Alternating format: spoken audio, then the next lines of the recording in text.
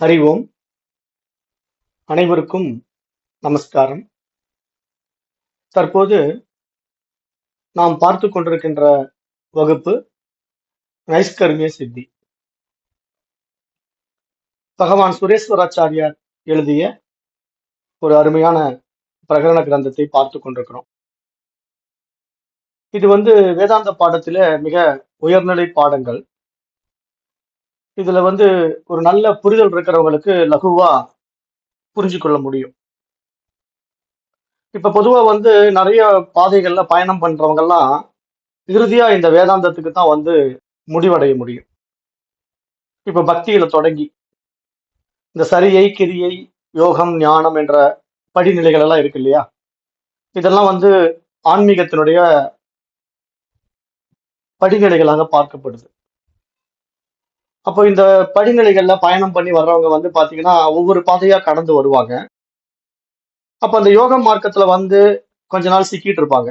மூச்சு பயிற்சி, தியானம், ஜபம், அது இதுன்ட்டு எல்லா விஷயங்களும் இழுத்து போட்டுக்கிட்டு அந்த யோக வாழ்க்கையில கொஞ்ச நாள் வாழ்வாங்க.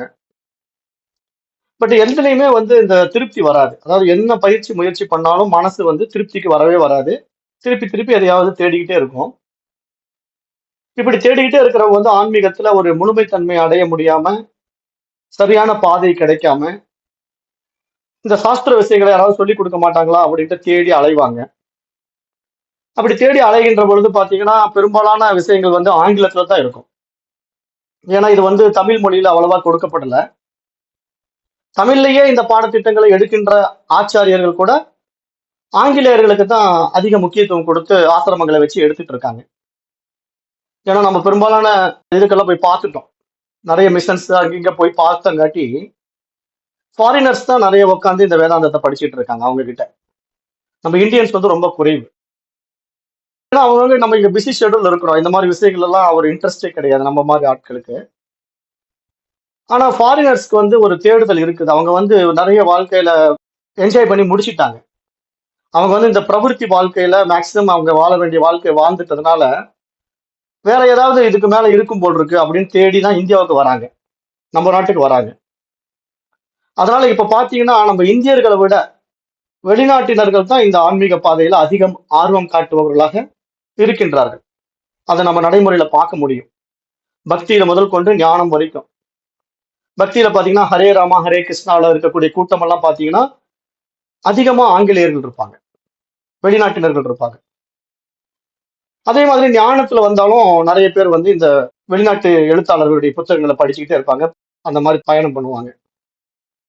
எதுக்கு இப்ப நான் இதெல்லாம் இங்க சொல்றேன் அப்படின்னு கேட்டீங்கன்னா, இப்ப இந்த மாதிரி இந்த பாதையில பயணிக்கும் போது இந்த ஆன்மீக புரிதலுடைய தேடுதல்ல அந்த வேதாந்தத்துல முடிவடையும் போது கூட அங்கேயும் ஒரு குழப்பத்துல இருப்பாங்க. எப்படின்னு கேட்டீங்கன்னா, இப்போ ஆங்கில எழுத்தாளர்கள் எழுதின புத்தகத்தை பாத்தீங்கன்னா அப்சர்வர், விட்னஸ் அப்படிங்கிற வார்த்தையெல்லாம் வரும். அப்புறம் அவேர்னஸ், கான்சியஸ்னஸ் அப்படிங்கிற வார்த்தையெல்லாம் வரும். அதாவது இந்த அப்சர்வர், விட்னஸ் அப்படிங்கிறதெல்லாம் ஒரு பார்ப்பவன், சாட்சி அப்படிங்கிற அடிப்படையில நம்ம தமிழ்ல சொல்றோம் இல்லையா? இந்த வார்த்தைகள் நம்ம வேதாந்தத்துல பயன்படுத்தக்கூடிய வார்த்தைகளை அவங்க ஆங்கிலத்துல பயன்படுத்துறாங்க. அதே மாதிரி இந்த கான்சியஸ்னஸ், அவேர்னஸ் அப்படிங்கிற வார்த்தைக்கும் வேற வேற மாதிரி ஒரு பொருள் சொல்லுவாங்க. அவங்கவுங்க புரிதலுக்கு ஏற்ற மாதிரி பொருள் சொல்லுவாங்க. அப்புறம் கடைசியில் என்ன சொல்லிடுவாங்கன்னா, இங்க ஒன்லி அப்சர்வர் மட்டும் தான் இருக்கிறான், விட்னஸ் மட்டும் தான் இருக்கிறான், ஸோ ஒன்லி அதை பார்த்துக்கிட்டு மட்டும் தான் இருக்கிறான் அப்படிங்கிற மாதிரி சொல்லிட்டு வேற எதுவுமே இல்லை, இந்த உலகம் உண்மை இல்லை அப்படின்ட்டு இந்த உலகத்தை நீக்கிட்டே இருப்பாங்க. ஏன்னா வேதாந்தம் அப்படித்தானே சொல்லுது, எல்லாத்தையும் நீக்கிடு ஆத்மா மட்டும்தான் இருக்குது அப்படின்னு சொல்லிடுது.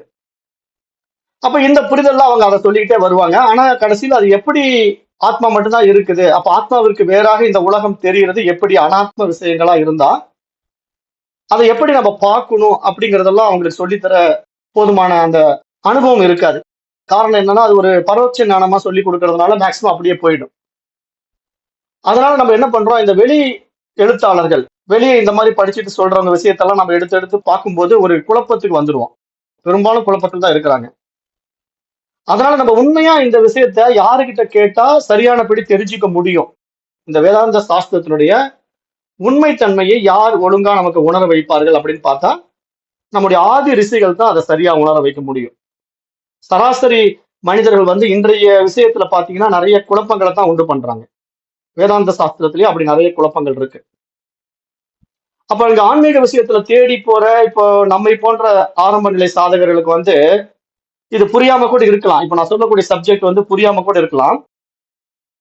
ஆனா ஆழமா தேடி அலைகின்றவர்களுக்கு, ஒரு காலத்துல நான் அப்படியெல்லாம் அலைஞ்சேன்.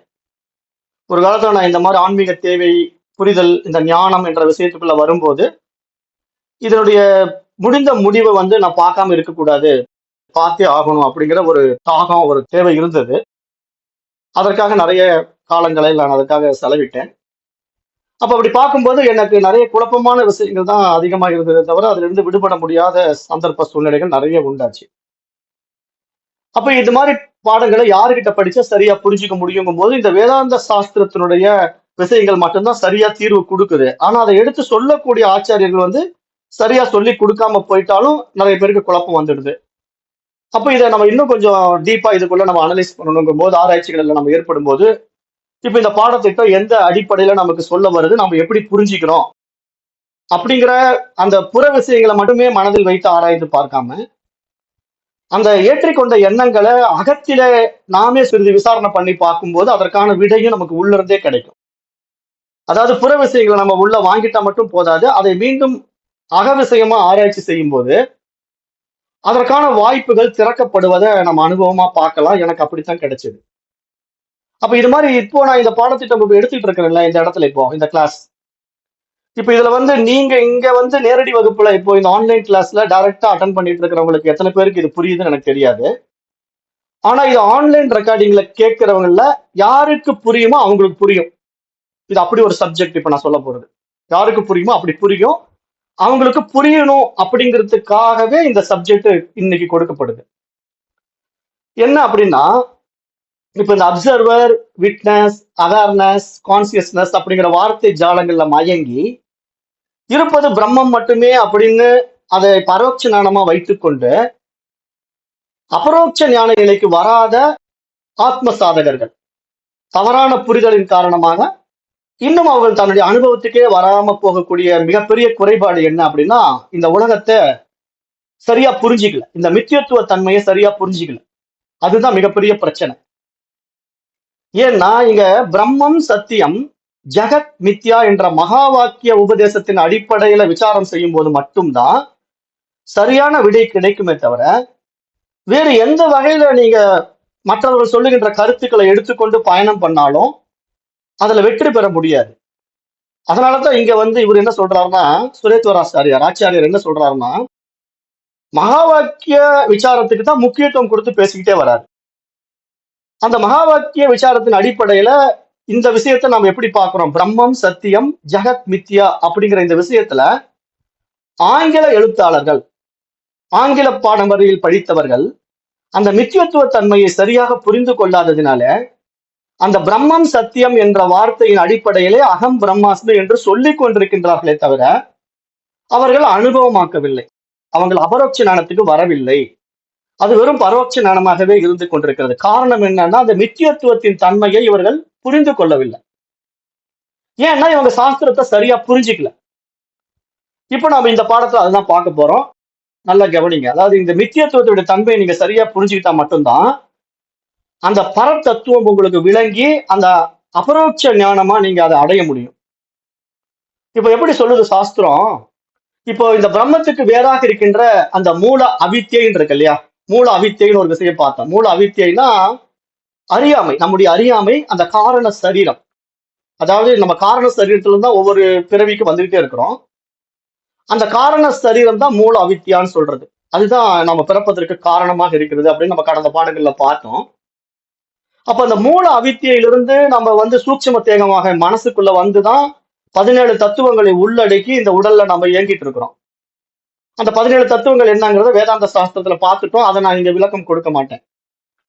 அப்ப நீங்க அந்த இதுல பரு உடல்ல, இந்த ஸ்தூல உடல்ல இந்த உலகத்தை நீங்க அனுபவமாக்குகின்ற பொழுது இது உண்மையில் இந்த மித்தியத்துவ தன்மையான அனாத்ம தத்துவங்கள், நம்மால் நீக்கப்பட்ட தத்துவங்கள். நான் இந்த உடல் அல்ல, நான் இந்த மனம் அல்ல, நான் இந்த மூச்சு அல்ல, நான் இந்த புத்தி அல்ல அப்படின்னு நம்ம எல்லாவற்றையும் நீக்கி நான் அந்த ஆத்மா என்ற அந்த முடிவான தன்மைக்குள்ள வந்து நம்ம நிற்கும் போதும் அது அபரோட்ச ஞானமா ஏன் மாற மாட்டேங்குது அப்படின்னா நம்ம இடத்துல இருக்கக்கூடிய அந்த புரிதலற்ற தன்மை. காரணம் என்னன்னா அந்த மூல அவித்யா நம்மை விட்டு நீங்காததுதான் மிகப்பெரிய காரணம். அப்ப இந்த மூல அவித்யாவை நீங்க நீக்க முடியாது. என்ன காரணம் அப்படின்னா அது நம்முடைய காரண சரீரம். அப்ப அந்த காரண சரீரத்தை நீக்கணும் அப்படின்னா நம்ம என்ன செய்யணும்? அதற்கான சாஸ்திர விசாரங்களை மேற்கொண்டு மகா வாக்கிய உபதேசத்தை சரியா புரிந்து அதுல நம்ம சரியானபடி பயணம் செய்யும் போதுதான் நம்மால் அதுல இருந்து வெளிவர முடியும். அப்ப இங்க என்ன சொல்றாரு? இந்த மூல அவித்யாவை அனிர்வச்சனீயம் அப்படின்னு சாஸ்திரம் சொல்லுதுன்னு சொல்றாரு. அனிர்வச்சனீயம்னா அதை யாராலும் விளக்கவே முடியாது. அந்த மூல அவித்யாவை பற்றி, காரண சரீரத்தை பற்றி யாராலும் விளக்க முடியாது. ஏனென்றால் அது எப்படி சொல்ல முடியும்? அதுல என்ன இருக்கு எப்படின்னு தெரிஞ்சுக்கிட்டா அப்புறம் நம்ம வர வேண்டியதே இல்லையே, நம்ம வர வேண்டிய வேலையே கிடையாது. அப்ப அந்த காரண சரீரம்ங்கிற தன்மையை நீங்க ஆழ்ந்து ஆராய்ந்து பார்த்தா அது யாருடைய தன்மை அப்படின்னு பார்த்தா ஈஸ்வரனுடைய தன்மையா பார்க்கிறோம். அதனாலதான் அதை நித்யான்னு சொல்றோம், மாயைன்னு சொல்றோம். அப்ப பிரம்மத்திலிருந்து வெளிப்பட்ட ஒரு சக்தி தான் இங்க மாயை நித்யா அப்படின்னு நம்ம புரிஞ்சுக்கிட்டோம்னா அதை யாராலும் விளக்க முடியாது. ஏனென்றால் அந்த நிலையிலே நான் இருந்து கொண்டு என்னையே நான் எப்படி விளக்க முடியும்? அதுதான் என்னையே என்னால் பார்க்க முடியாது, என்னுடைய ஆனந்தத்தை நானே அனுபவிக்க முடியாது, சர்க்கரையின் சுவையை சர்க்கரையை உணர முடியாது, உப்பின் சுவையை உப்பே உணர முடியாது, அதற்கு வேறாக ஒன்று இருந்தால்தான் அதை உணர முடியுங்கிற அடிப்படை விஷயத்தை நம்ம புரிந்து கொண்டது போல இங்க அந்த காரண சரீரத்துடைய தன்மையை நம்ம அந்த காரண சரீரத்துக்குள்ளேயே இருந்துகிட்டு கண்டுபிடிக்க முடியாது. அப்ப நம்ம காரண சரீரத்துக்கு அப்பாற்பட்டு போகும்போதுதான் அதை கண்டுபிடிக்க முடியும். அப்ப அதனால அது காரண சரீரம் நிலை என்னது அனிர்வச்சனீயம்னு சாஸ்திரம் சொல்லிடுது. அப்ப இதை பத்தி சாஸ்திரம் இங்க பேச வரும்போது என்ன சொல்றோம்? அதை யாராலும் விளக்க முடியாது, அது இருக்கிறது என்பதை ஏற்றுக்கொள்ள வேண்டியதான் இருக்கின்றது. ஏனென்றால் அதன் இருப்பினால் தான் நம்மால் ஆத்மாவை உணர்ந்து கொள்ள முடியவில்லை என்று சொல்லுது. அதுக்கு என்ன உதாரணம் சொல்லுதுன்னா, இப்ப இருள் இல்லை என்று சொல்ல முடியாது. இருள்ங்கிற ஒரு விஷயம் இல்லை என்று சொல்ல முடியாது. ஆனால் அதை நம்மால் விளக்க முடியாது அப்படின்னு நம்ம நேற்றைய பாடத்துல பார்த்தோம். இருளானது வெளிச்சத்தின் இல்லாமையால் அனுபவிக்கப்படுகிறது. இந்த பாயிண்ட் நல்லா புரிஞ்சுக்கணும். ஏன் இந்த இருளுங்கிற டாபிக் எடுத்துக்கிட்டு வரேன்னா நம்ம நித்தியத்துவத்தை பேசிக்கிட்டு இருக்கோம். இப்ப மித்யாவை புரிஞ்சாதான் பிரம்மம் தெரியும். ஏன்னா மாயையை கடந்தா தான் பிரம்மத்தை தெரிஞ்சுக்க முடியும். மாயையை கடந்து போகவே முடியல. நிறைய பேரால் மாயையை கடந்து போக முடியல, மித்யாவையே நம்ம தாண்ட முடியல. இப்போ இருளானது வெளிச்சத்தின் இல்லாமையால் அனுபவிக்கப்படுகிறது. வெளிச்சம் வந்தால் அந்த இருள் சென்று விடக்கூடியது.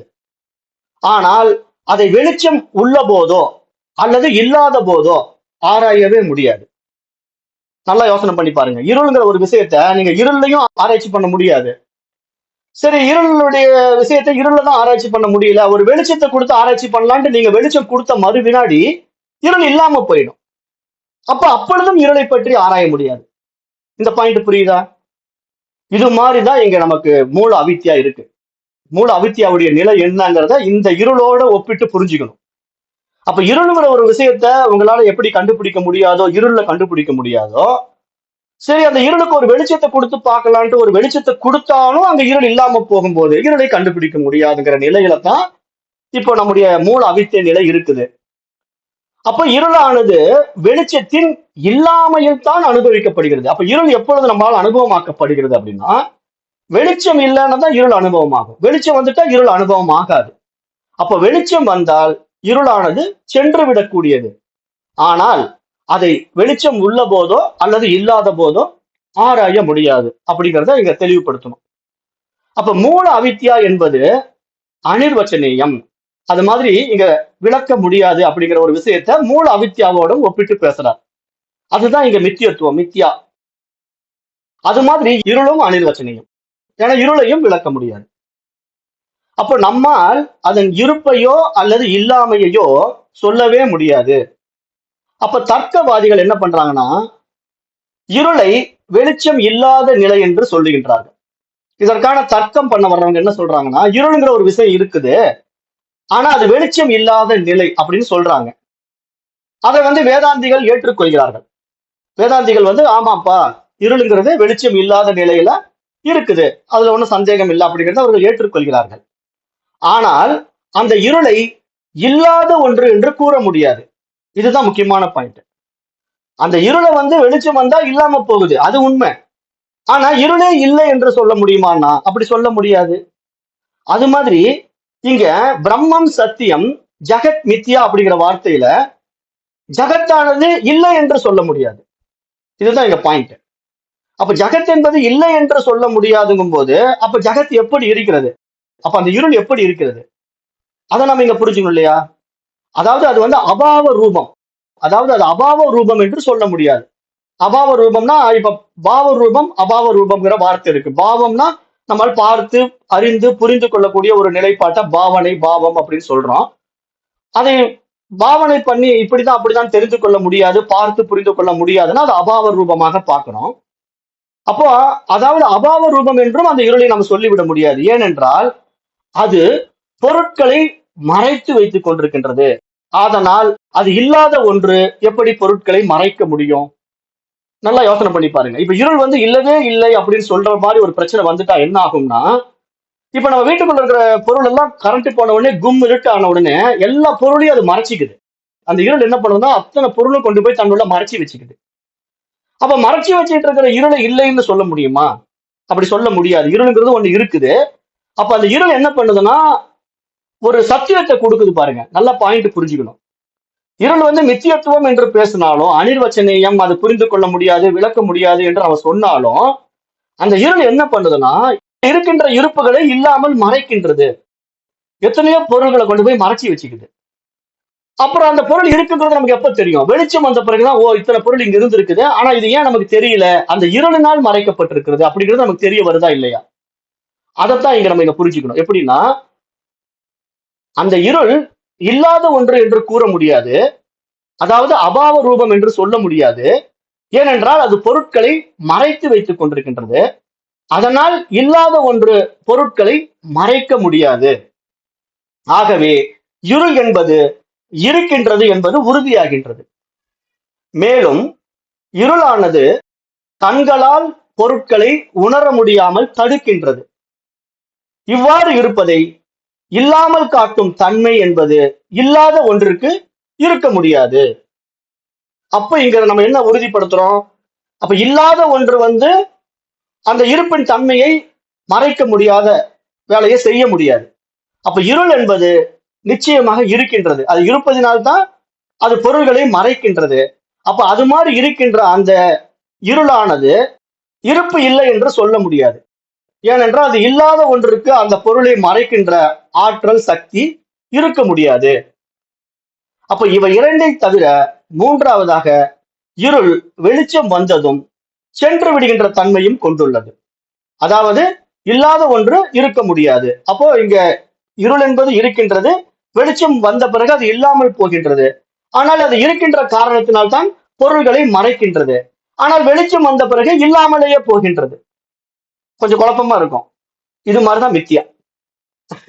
ஏன்னா மித்யா வந்து இப்ப அப்படிதான் நம்மளை குழப்பிக்கிட்டு இருக்கு. உலகம் இருக்கின்றது, உலகம் இல்லை, இப்படிங்கிறது இந்த டாபிக். அப்ப எப்படி உலகம் இருக்குது, எப்படி உலகம் இல்லை அப்படிங்கிற ஒரு தெளிவுக்கு நம்ம வரணுமா வர வேண்டாமா? அது வராததுனாலதான் இந்த அவேர்னஸ் கான்சியஸ்னஸ் இப்படி சிக்கிக்கிட்டே ஒரு கூட்டம் ஓடிட்டு இருக்கு. இது மாதிரி ஒரு கூட்டம் இருக்கு. ஆங்கில எழுத்தாளர்களுடைய கூட்டம் வந்து படிச்சுட்டு ஆர்கியூ பண்ணிட்டு இருக்கோம். Only you are observer, only you are witness, you are consciousness அப்படின்னு ஆர்கியூ பண்ணிட்டே இருக்கோம். சரி, அப்படி அப்சர்வர்னா எதப்பா அப்சர்வ் பண்ணுது, விட்னஸ்னா எதப்பா விட்னஸ் பண்ணுதுன்னு கேட்டா பதில் இருக்காது. ஏன்னா இந்த சயின்டிஸ்ட் சொல்ற மாதிரி, அதாவது அந்த பார்ட்டிகல்ல இருந்து இந்த பிக் பேங் தியரி வந்தது, ஆனா அந்த பார்ட்டிகல் எப்படி வந்தது சொல்ல தெரியாது. அது மாதிரி அப்சர்வர் இருக்காரு, விட்னஸ் இருக்காரு. சரி, அப்சர்வர் இருக்காரு, விட்னஸ் இருக்காருன்னா அவர் எதப்பா அப்சர்வ் பண்றாரு, எதப்பா விட்னஸா பார்த்துட்டு இருக்காரு, சாட்சியா இருக்காருன்னு கேட்டா பதில் இருக்காது. அப்ப இது மாதிரி ஒரு அரைகுறை புரிதலோட நம்ம வந்து இந்த ஆத்ம ஞானத்தை அடைய முடியுமான்னு எப்படி அடைய முடியும்? பெரும்பாலானவர்கள் இதை அடையவே முடியல. இன்னைக்கு வரைக்கும் இந்த விஷயத்தெல்லாம் வந்து பரோட்ச ஞானமா வச்சுக்கிட்டு இருக்கிற கூட்டம் தான் பயங்கரமா இருக்கு. அபரோட்ச ஞானமா மாற்றிக்கொண்டவர்கள் ஒரு சிலர் மட்டும்தான். அப்ப யாரால அபரோட்ச ஞானமா இதை மாத்திக்க முடியும் அப்படின்னு பார்த்தா, இந்த வேதாந்த சாஸ்திரத்தை சரியா புரிஞ்சுக்கிட்டு மனதுல இதை பற்றிய விசாரம் செய்து விவேகத்தை அடைந்தவர்களால் மட்டும்தான் இதை தெரிந்து கொள்ள முடியுமே தவிர, மற்றவர்கள் எல்லாம் இந்த வேதாந்த சாஸ்திரம் படிக்க வேண்டியதில்லை, இந்த இதெல்லாம் தேவையே இல்லை, இந்த மகா வாக்கியம் எல்லாம் தேவையே இல்லை, புத்தர் என்ன மகா வாக்கியம் படிச்சுட்டா அப்படி ஆனாரு, ரமணர் என்ன மகா வாக்கியம் படிச்சுட்டா இப்படி ஆனாருன்ட்டு எல்லாம் பேசிக்கிட்டு இருப்பாங்க. அவங்க எல்லாம் யாரு போய் பார்த்தா புத்தர் மகா வாக்கியம் படிக்கலன்னு இவங்களுக்கு தெரியுமா, ரமணர் மகா வாக்கியம் படிக்கலன்னு இவங்களுக்கு தெரியுமா? ராமகிருஷ்ண பரமஹம்சர் மகா வாக்கியம் படிக்கலாம் உங்களுக்கு தெரியுமா? ஆனா தெரிஞ்ச மாதிரி ஒரு டயலாக் விட்டுக்கிட்டு ஒரு கூட்டம் ஓடிக்கிட்டு இருக்கும். அது அவரவர்களுக்கு உண்டான ஒரு தனித்துவ தன்மையில அவரவர்கள் அடைந்த அந்த அனுபவம் என்பது அவர்கள் எடுத்திருக்கின்ற ஸ்ரத்தையிலையும் முயற்சியிலையும் குரு பக்தியிலும் அடங்கி இருக்கு. சும்மா எல்லாம் வந்துடாது. சும்மா வருமோ சுக துக்கம்னு சொல்லுவாங்க. சும்மா எப்படி வரும்? அதற்கான ஒரு விளைவுகள் ஏற்கனவே செய்திருந்தா தான் வரும். ஒரு காரணம் இல்லாம எப்படி காரியம் வரும்? ஒரு காரணம் இருக்கணும் ஒரு காரியம் நடக்கணும்னா. அப்போ அந்த மாதிரிதான் இங்க எல்லாமே. அப்ப அதனால ஆன்மீகத்துல ஒரு பாண்டித்யம் பெற்று விட்டா மட்டும் போதாது. அதற்கான அடிப்படை தகுதியை அடையும் போதுதான் இங்க உண்மைத்தன்மை உணரப்படும் என்று இங்க சாஸ்திரம் சொல்லுது. அப்ப இங்க என்ன சொல்லுதுன்னா, இந்த 3 காரணங்களினாலே இருள் என்பது இல்லாத ஒன்று என்று கூற முடியாது. அந்த இருளை பாவ ரூபம் என்றும் கூற முடியாது, அபாவ ரூபம் என்றும் கூற முடியாது. ஆகவே அது அனிர்வச்சனீயம். அதை பற்றி விளக்க முடியாது என்றுதான் மகான்கள் அந்த இருளை பற்றி விளக்க தயாரா இல்ல. தயாரா இல்லைன்னா அதை எப்படி உங்களுக்கு புரிய வைக்க முடியும்? அது இருக்கு என்று சொன்னாலும் அதனுடைய இருப்புத்தன்மையை நீங்க பொருள் மறைந்திருக்கிறத வச்சு உணர்ந்து கொள்கிறீங்க. ஆமாங்க, அந்த இருள்ல இந்த பொருள் எல்லாம் மறைச்சு வச்சுக்குது, அதனால கண்டிப்பா இருள் இருக்கணும் அப்படிங்கறத ஒத்துக்கிறீங்க. அப்ப அது உண்மையில இருக்கு அப்படின்னு எடுத்துக்கிட்டா லைட் போட்ட உடனே இருள் காணாம போயிடுது. இருள் இல்லையே, வெளிச்சம் வந்த பிறகு இருள் இல்லாம போயிடுது. அப்ப எங்க போச்சு இருள் கேட்டா பதில் சொல்ல முடியாது. அப்ப இந்த மாதிரி ஒரு நிலைப்பாடு நம்ம கிட்ட இருக்கிறதுனாலதான் அதை பற்றி விளக்க முடியாது என்று மகான்கள் தன்னுடைய உண்மை தன்மையை ஒத்துக்கொள்கிறார்கள். இதுதான் உண்மை நிலை, தான் யதார்த்தம், இதுதான் சத்தியம். எப்படி விளக்க முடியும்? விளக்க முடியாத ஒரு விஷயத்தை விளக்குங்கன்னு சொன்னா எப்படி விளக்க முடியும்? அது மாதிரி இந்த மித்தியத்துவத்தையும் விளக்கவே முடியாது. அப்ப இங்க என்ன பண்ணணும்? இந்த அப்சர்வர், விட்னஸ், கான்சியஸ்னஸ், அவேர்னஸ் பேசிக்கிட்டு இருக்கிறவங்க இந்த உலகம் என்ற ஒரு விஷயத்தை விளக்க முடியாதுன்னு ஒத்துக்கிட்டா நாம அவங்க சொல்ற விஷயத்தை ஏத்துக்கலாம். கரெக்டுங்க, நீங்க ஒத்துக்கிறீங்க, உங்களால முடியல அப்படிங்கறத நீங்க ஏத்துக்கிறீங்க. அப்ப நீங்க எப்படி சொல்றீங்க? அப்சர்வர் எப்படி சொல்றீங்க? விட்னஸ் எப்படி சொல்ல வரீங்க? கான்சியஸ்னஸ் எந்த அடிப்படையில பேசுறீங்க? அவேர்னஸ் எந்த அடிப்படையில பேசுறீங்கன்னு நம்ம அவங்க கிட்ட விளக்கம் கேட்டா சொல்லுவாங்க. ஒத்துக்கவே இல்ல அப்படிங்கிறவங்க கிட்ட போய் நீங்க கான்சியஸ்னஸ்னா என்ன, அவேர்னஸ்னா என்னன்னு கேட்டா எப்படி சொல்லுவான்? அவனுக்கு தான் புரியலையே, சப்ஜெக்ட் புரியல. ஏதோ ஒரு பரோட்ச ஞானம், யாரோ சொன்னதை காதல ஏத்தி வச்சுக்கிட்டு கதை விட்டுட்டு உட்காந்துருக்கிற கூட்டம். அப்ப அந்த மாதிரி கூட்டத்துக்கிட்ட போய் நம்ம பேசும்போது அவங்களால பதில் சொல்ல முடியாது. காரணம் என்னன்னா, இது மாதிரி வேதாந்த சாஸ்திர அறிவு அவங்க கிட்ட உள்ள போல, மகா வாக்கிய விசாரம் உள்ள போகல. அது பரோட்ச ஞானமா இருக்கிறதுனால ஒரே விஷயத்த மாத்தி மாத்தி வளரிட்டு இருக்கலாம். ஆனா அதனுடைய உண்மை தன்மையை உணர முடியாது. இங்க நம்ம உணர வேண்டிய விஷயம் இது. இது பேசி தெரிஞ்சு கொள்ளக்கூடிய விஷயம் அல்ல. அவங்கவங்களுக்கு ஒரு அனுபவம் ஆகக்கூடிய விஷயம். சர்க்கரை சர்க்கரை நான் எவ்வளவுதான் வாய் நிறைய பேசிக்கிட்டு இருந்தாலும் அந்த சர்க்கரையுடைய இனிப்பு தன்மையை நீங்க சுவைக்கும் போதுதான் அனுபவமாக்க முடியுமே தவிர, நான் சர்க்கரை சர்க்கரை இனிப்பு பண்றாங்க, அது இனிப்பா இருக்குங்கன்னு என்ன சொன்னாலும் உங்களுக்கு அது ஒரு கேள்வி ஞானமா தான் இருக்கும், ஒரு பரோட்ச ஞானமா தான் இருக்குமே தவிர அனுபவம் ஞானம் ஆகாது. அது மாதிரி ஆத்மா ஆத்மான்ட்டு 1000 விளக்கங்கள் நான் கொடுத்து கொண்டிருந்தாலும் அது ஒரு படிப்பறிவா தான் இருக்குமே தவிர ஆத்மாவை நீங்க அனுபவமாக்க முடியாது.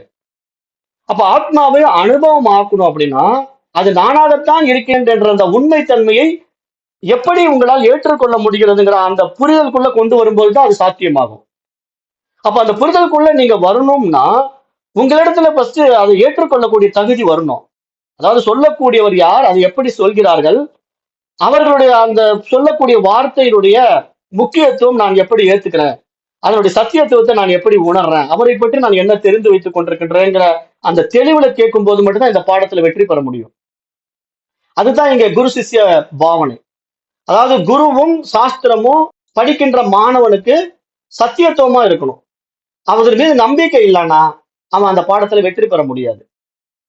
அவனுக்கு அந்த பாடம் உள்ள போகாது, ஜெயிக்க மாட்டான். காரணம் என்னன்னா அவன் அதை ஒரு மித்தியத்துவமா பார்த்துட்டு இருப்பான், புரியாம இருப்பான். அதனுடைய நம்பிக்கையற்ற தன்மை அவனுக்கு விவேகம் இல்லாம போயிடும். பகவத்கீதை அழகா சொல்லும், ஸ்ரத்தாவான் லபத்தே ஞானம். ஸ்ரத்த வரணும், அந்த சாஸ்திரத்தின் மீதும் சத்குருவின் மீதும் நம்பிக்கை வர வேண்டும். அந்த நம்பிக்கை அற்ற தன்மையில இந்த சாஸ்திரத்தையும் சத்குருவையும் பார்த்தான்னா அவன் என்றைக்குமே ஜெயிக்க மாட்டான், வெற்றி பெறவே முடியாது. அதை நல்லா புரிஞ்சுக்குங்க. அப்ப அதனால நீங்க என்ன சொல்ல வராரு இந்த சாஸ்திரத்தின் மூலமானா, வெளிச்சம் வந்ததும் இருள் சென்று விடுவது போல, வெளிச்சம் போனதும் இருள் மீண்டும் வந்துடுது, வெளிச்சம் வந்த பிறகு இருள் போய்விடுது. இந்த 2 நிலையும் நடக்குது, மாறி மாறி நடக்குது. அது நமக்கு நல்லா தெரியுது. இது நம்முடைய அனுபவ உண்மை. அப்போ இருள் இருக்கின்றதாகவோ இல்லாததாகவோ விளக்க முடியாது. ஆகவே இதுவும் அனிர்வச்சனீயம். இருளும் அனிர்வச்சனேயம். நம்முடைய மூல அவித்யையும் அனிர்வச்சனேயம். அப்போ இருள் வந்தால் வெளிச்சம் இல்லாமல் போய்விடும், வெளிச்சம் வந்தா இருள் இல்லாமல் போய்விடும். அந்த விஷயத்தை நம்ம நல்லா புரிஞ்சு வச்சுக்கிறோம் இல்லையா? இது நமக்கு எப்படி ஒரு அனுபவ உண்மையோ அது மாதிரி இந்த உலகம்ங்கிற விஷயத்தை பற்றி நம்ம விசாரணை பண்ணும்போது அது எந்த அளவுக்கு நமக்கு அனுபவம் ஆகுதோ அதை வைத்துத்தான் நம்ம இந்த மூல அவித்யாவை புரிந்து கொள்ள முடியும்.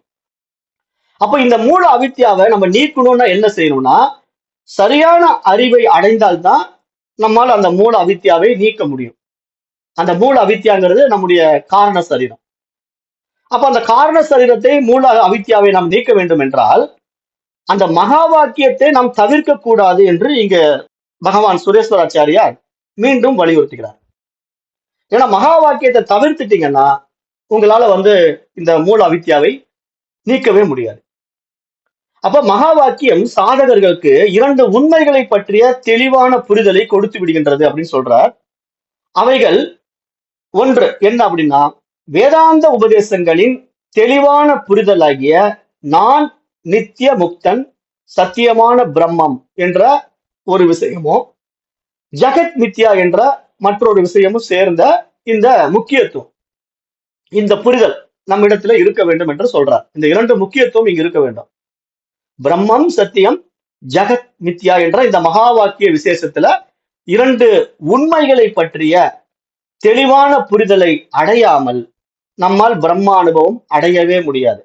நம்ம என்ன பண்றோம்னா, பிரம்மம் சத்தியம்ங்கிற வார்த்தைக்கு கொடுக்கக்கூடிய முக்கியத்துவத்தை ஜகத் மித்யாங்கிற வார்த்தைக்கு கொடுப்பதில்லை. அந்த ஜகத் மித்யாங்கிற வார்த்தையை எடுத்த உடனே நீக்கிக்கிட்டு ஜகத்தே இல்லை என்று நம்ம ஒரே அடி அசத்தியமாக அதை மாற்றிக்கொண்டு ஐ ஆம் ஏ கான்சியஸ்னஸ், ஐ ஆம் ஏ அப்சர்வர் அப்படின்னு மட்டும் சொல்லிட்டே இருந்தா எப்பப்பா நீ அது அனுபவமாக்க முடியும்? வாய் வார்த்தையா தான் இருக்கும். அது இன்னும் பரோட்ச ஞானமா தான் இருக்கும். அகம் பிரம்மாஸ்மி, அகம் பிரம்மாஸ்மின்னு சொல்ற மாதிரி தான் இதுவும் இருக்கும். ஆனா அது அனுபவமாகாது. அதனால என்ன சொல்றாங்கன்னா, அந்த 2வது புரிதலாகிய ஜகத் மித்யா என்றத நம்ம இங்க வேதாந்த விசாரத்தின் மூலமா தான் தெரிந்து கொள்ள முடியும் என்று சொல்றார். அப்போ சாதகன் இந்த 2 புரிதலையும் மகா வாக்கிய சிரவணத்தின் போதே நன்கு கிரகித்துக் கொள்ள வேண்டும். இதில் வெற்றி பெற்று விட்டால் வேறு எந்த சாதனத்தையும் நாட வேண்டாம் என்று அவன் புரிந்து கொள்வான் என்று சொல்றார். அப்ப இந்த மகா வாக்கிய உபதேசத்தை ஒழுங்கா ஒருத்தன் புரிஞ்சுக்கிட்டான்னா, பிரம்மம் சத்தியம் ஜகத் மித்யாங்கிற மகா வாக்கிய உபதேசத்தை சிரவணம் பண்ணி இந்த பாடத்திட்டங்களை கேட்பதினால தெளிந்த அறிவை அவன் அடைந்து விட்டான் என்றால், 2 விஷயங்களிலும் பிரம்மம் சத்தியம்ங்கிற விஷயத்திலும் ஜகத் மித்யா என்கின்ற விஷயத்திலும் அவன் தெளிந்த அறிவை அடைந்து விட்டான் என்றால் அவனுக்கு வேற எந்த சாதனையும் தேவையில்லை. மூச்சு பயிற்சி தேவையில்லை, யோகா தேவையில்லை, தலைகள் அடிக்க வேண்டியதில்லை, கோயிலுக்கு போக வேண்டியதில்லை. ஏன்னா எல்லாமே கிளியர் ஆயிடும், எல்லாமே இதுல தெளிவாகிவிடும். அப்ப இதனால அந்த முக்கோண வடிவ நிலையிலிருந்து, முக்கோண வடிவ நிலைங்கிறத நம்ம ஏற்கனவே பார்த்தோம். அதாவது ஈஸ்வரன், ஜகத்து, அப்புறம் நான் அப்படிங்கிற இந்த 3 விஷயங்கள், இந்த 3 முக்கோண விஷயத்திலிருந்து விடுதலை அடைய முடியும். அந்த முக்கோண வடிவ நிலையிலிருந்து விடுபட்டு வெளிவந்து விடுவான் அப்படின்னு சொல்றாரு. அப்ப இதனால்தான் நித்திய முக்த சத்திய பிரம்மன் நான், மற்ற அனைத்தும் மித்யா என்ற தெளிவான அறிவை உடனடியாக அவன் அடைந்து விடுவான் அப்படின்னு சொல்றார். அப்ப இது நமக்கு நல்லா புரியும் போது நமக்கு இங்க அது என்ன தெரியும்னா, அந்த சத்தியத்துவம் பிரம்மம் தான் அப்படின்னு தெரிஞ்சுக்கும். மித்தியத்துவம் எப்படி இருக்குதுங்கிறது புரிய வரும். ஆனால் இங்க என்னன்னா, துரதிருஷ்டவசமா இந்த 2 புரிதலை அடைவதற்கு சில தடைகள் வரலாம். அந்த தடைகளில் ஒன்றாவது என்ன அப்படின்னு பார்த்தா, வேதாந்த விஷயங்களை நன்கு புரிந்து கொண்டாலும் மேற்கூறிய 2 புரிதலையும் ஒத்துக்கொள்ள விரும்புவதில்லை. இத்தகைய சாதகர்கள் தான் வேறொரு சாதனத்தின் மூலம் தான் இந்த புரிதலை அடைந்திட முடியும் என்று நினைக்கின்றார்கள். அப்புறம் இன்னொரு தடை, மற்றொரு தடை என்ன சொல்றாருன்னா, வெளிப்படையாக தெரிகின்ற உடல் நலத்தில் பிரச்சனைகள் வரும்போது, அல்லது உணர்ச்சிகரமான சில பிரச்சனைகள் வரும்போது, உறவுகளுக்கிடையே உள்ள சில பிரச்சனைகள் உண்டாகும் போது இந்த வகை தடைகளால் என்ன பண்ணுதுன்னா, அவர்கள் அந்த வேதாந்த சாஸ்திரத்தினுடைய உண்மை தன்மையை உணர முடியாமல் மீண்டும் அந்த சம்ஸ்காரத்திலேயே விழுந்து விடுகிறார்கள், அந்த அஜ்ஞானத்திலேயே நிலைத்து விடுகிறார்கள் என்று இங்க சுட்டி காட்டுறார். அப்ப இந்த மாதிரி நிலை ஏன் வருது அப்படின்னா, அந்த 2 விஷயங்களை சரியா புரிந்து கொள்ளாததுனால, அந்த ஜகத்தினுடைய தன்மையா மித்தியத்துவத்தை சரியா புரிந்து கொள்ள முடியாததுனால, பிரம்மம் சத்தியம்ங்கிற வார்த்தையை தெரிஞ்சுக்கிட்டு அகம் பிரம்மாஸ்மி என்று சொல்லிக் கொண்டிருக்கின்ற ஒரு சாதகன் கூட சறுக்குகின்றான். காரணம், அவனுக்கு இந்த விஷயம் சரியாக புரியாததுனால. இத என்ன சொல்றாருன்னா, இந்த தடைக்கு பேரு திருஷ்ட பிரதிபந்தம் அல்லது விபரீத பாவன அப்படின்ற சமஸ்கிருத வார்த்தையில சுட்டி காட்டுறார். இந்த மாதிரி நிலையில சிக்கிக் கொள்ளுகின்ற சாதனுக்கு விபரீத பாவனா அப்படின்னு சொல்றாரு. ஏன்னா இது மாதிரி நிறைய பேர் சிக்கிக்கிறாங்க. வேதாந்த சாஸ்திரத்தை படிப்பாங்க, அகம் பிரம்மாஸ்மின்னு சொல்லுவாங்க. ஆனா தன்னுடைய குடும்பத்துல ஒரு பிரச்சனை வந்தாலோ, தனக்கும் ஒரு பிரச்சனை வந்தாலோ, தொழில் ரீதியான பிரச்சனைகள் வந்தாலோ, அந்த பிரம்மத்துவம் அவங்க கிட்ட காணாம போயிடும். மீண்டும் அவங்க உலக விவகாரத்துக்குள்ள சிக்கி சின்ன பின்னமாகி விடுவார்கள். இந்த விபரீத பாவனை பெரும்பாலான சாதகர்களிடத்திலே இருக்கின்றது. அதற்கு காரணம் என்னன்னா, அந்த நித்தியத்துவத்தை அவர்கள் சரியாக புரிந்து கொள்ளவில்லை என்பதும் பார்க்க வேண்டியிருக்கு. அப்புறம் சில நேரங்களில கண்ணுக்கு தெரியாத தடைகளும் வரலாம். அது என்ன அப்படின்னு பார்த்தா, சாதகன் மகா வாக்கியத்தை நான் தெளிவாக புரிந்து கொண்டேன், ஆனால் எனக்கு திருப்தி ஏற்படவில்லை. இது மட்டும் போதாது, வேறு ஏதோ ஒன்று இருக்க வேண்டும், நான் அதை அடைய வேண்டும் என்று எண்ணிக்கொண்டிருக்கின்றான் அப்படின்னு சொல்றார். சில நேரங்கள்ல இன்னொரு தடை என்ன அப்படின்னா, இந்த மகா வாக்கியத்தை படிச்சு புரிஞ்சுக்கிட்டாலும் அவனுக்கு அந்த திருப்திங்கிறது வர்றதில்லை. மனதிற்கு அந்த திருப்தி உண்டாகவே இல்லை. அப்புறம் இதை மட்டும் போதாது, இன்னும் எதையோ அடையணுங்கிற ஒரு எதிர்பார்ப்பு வேற அவன் இடத்துல இருக்குது. அதை அடைய வேண்டும், இதை அடைய வேண்டும் என்று வேறு ஏதேனும் சில பயிற்சிகளையோ சில முயற்சிகளையோ மீண்டும் மீண்டும் செய்யத்தான் எத்தனிக்கிறான். அப்ப இத்தகைய விரக்தியின் உணர்வுகள் தெளிவான புரிதல் இல்லாததற்கான அறிகுறிகள் ஆகும் என்று சொல்றார். அப்ப இது மாதிரி மனசானது திருப்பி இந்த மாதிரி புறவிருத்திகள்ல போய் நாட்டம் காட்டும் போது அந்த மித்தியத்துவத்துடைய தன்மை இவனுக்கு புரியாததுனாலதான் இவன் மீண்டும் இந்த புற விஷயங்களிலே நாட்டம் காட்டுகின்றான். அதனாலதான் அந்த வெளியே போய் அலையிறான். இன்னும் ஏதாவது தெரிஞ்சுக்க முடியுமா, இன்னும் ஏதாவது பயிற்சி முறை இருக்கா, அந்த பயிற்சி பண்ணி பார்க்கலாமா, இந்த பயிற்சி பண்ணி பார்க்கலாமா, இல்ல இந்த சாமியாரை போய் பார்த்துட்டு வரலாமா அப்படின்னு ஒரு தேடுதல் இருக்கு பாத்தீங்களா. அதுதான் அவனிடத்தில் இருக்கக்கூடிய அந்த புரிதலற்ற தன்மைன்னு சொல்றாரு. இந்த இரண்டு புரிதல்களும் இல்லாதவனால் சாஸ்திரத்தையும் சத்குருவையும் அடைய வேண்டும் என்று சொல்றார்.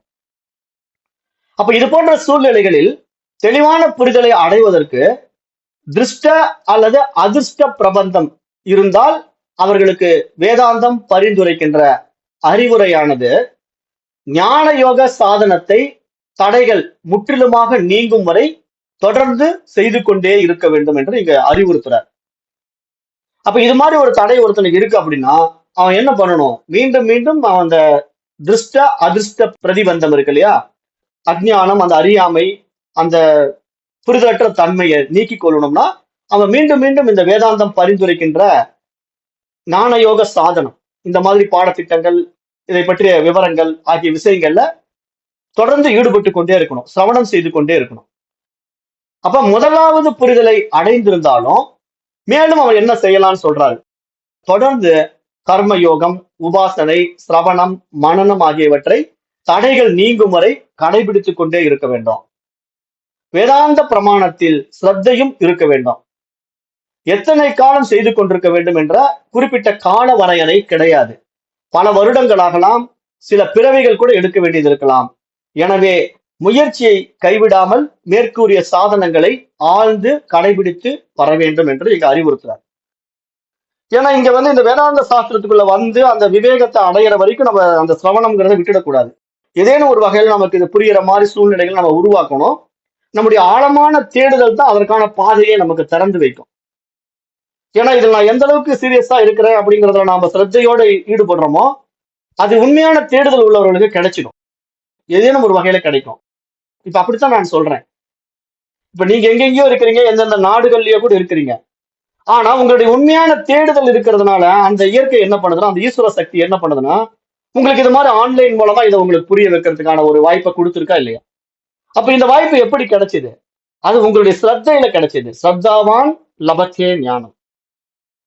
நான் அதை அடைய வேண்டும் என்ற அந்த தீவிர வைராக்கியமோ, அந்த ஆர்வமும், அந்த விடாமுயற்சியும் அதற்கான பாதையை திறந்து விடுகிறது அப்படிங்கிறத எங்க மகான்கள் நமக்கு சுட்டி காட்டுகிறார்கள். அப்ப இந்த நிலையை அடைவதற்கு நிறைய பேர் என்ன பண்றாங்கன்னா, சந்நியாச வாழ்க்கை முறையை மேற்கொள்கிறார்கள். ஏன்னா ஒரு சமயம் இதையெல்லாம் விட்டுட்டு போயிட்டா நம்ம எளித அடைஞ்சிடலாம் அப்படிங்கிற ஒரு தவறான புரிதலும் சந்நியாசத்துக்கு அவங்களை கொண்டு போகுது. ஆனா சந்நியாசம் இரண்டு வகையில் இருக்கு. ஒரு சந்நியாசம் இந்த மாதிரி ஒண்ணுமே தெரியாதவன் இந்த சந்நியாச வாழ்க்கையை ஏற்றுக்கிட்ட பிறகு இந்த மாதிரி வேதாந்த பாடங்களை படிக்கலாம். ஏன்னா அவன் உலக விவகாரத்துக்குள்ள இருந்துட்டு வேதாந்த பாடங்களை படிக்க முடியாது. குடும்ப பிரச்சனை சூழ்நிலைகள் இப்படி அவனை போட்டு வருத்தும். அப்ப அவன் என்ன பண்ணணும், எனக்கு இந்த பிறவியை கடக்கணும், எனக்கு இதுல இருந்து விடுபடணும் அப்படின்னு சன்னியாச வாழ்க்கையை எடுத்துக்கிட்டான்னா, அவன் சன்னியாசம் எடுத்த பிறகு இந்த குடும்ப சிக்கல்கள் இருந்து விடுபட்டு இது மாதிரி வேதாந்த சாஸ்திரங்களை படிப்பதற்காக தன்னை அர்ப்பணித்துக் கொள்கிறான் பாத்தீங்களா.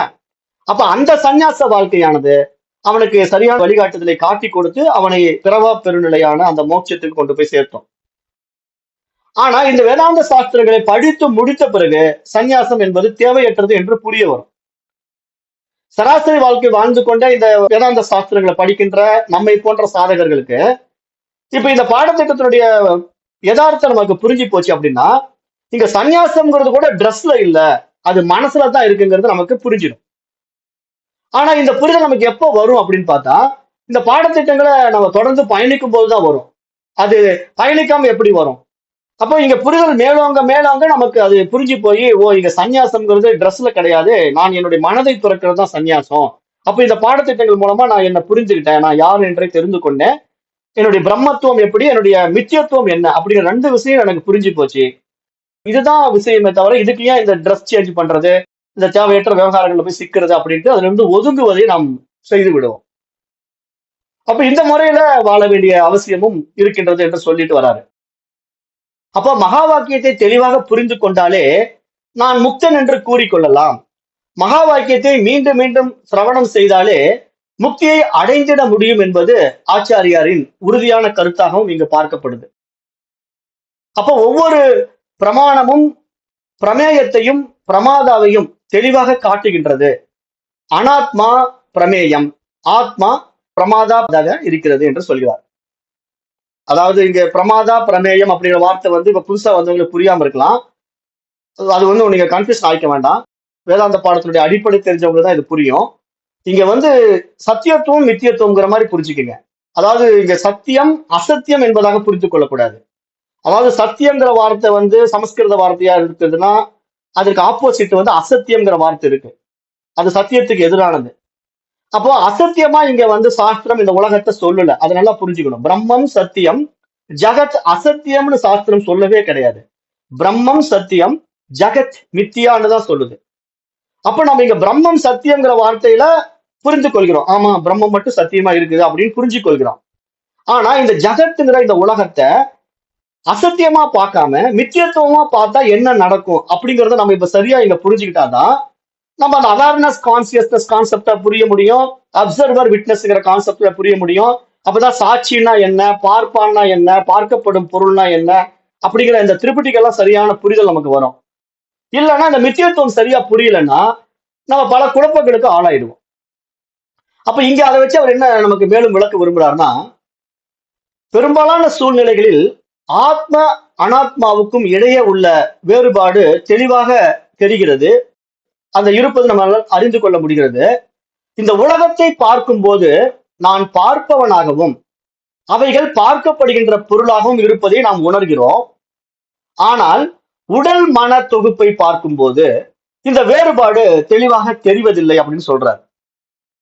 இந்த தொகுப்பு ஆத்மாவை சார்ந்ததா அல்லது அனாத்மாவை சார்ந்ததா என்ற சந்தேகம் இருந்து கொண்டே இருக்கிறது அப்படின்னு சொல்றாரு.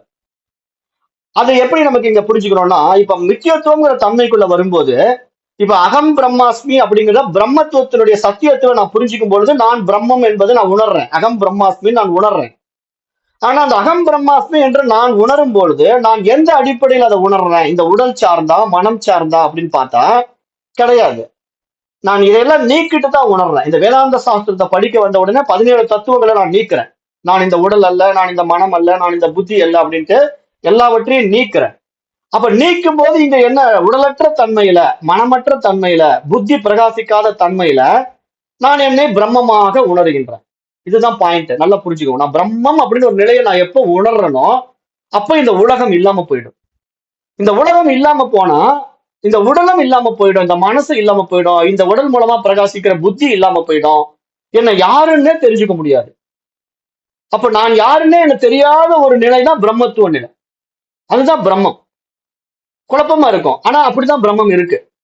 பிரம்மம் நான் இருக்கிறேங்கிற அந்த நிலையில இருந்துகிட்டு இருக்கு. ஆனா அது தன்னை அறிய முடியாமலே இருந்து கொண்டிருக்கு. அதான் அவ்யக்த நிலை, மூல அவிக்தியான்னு பேரு.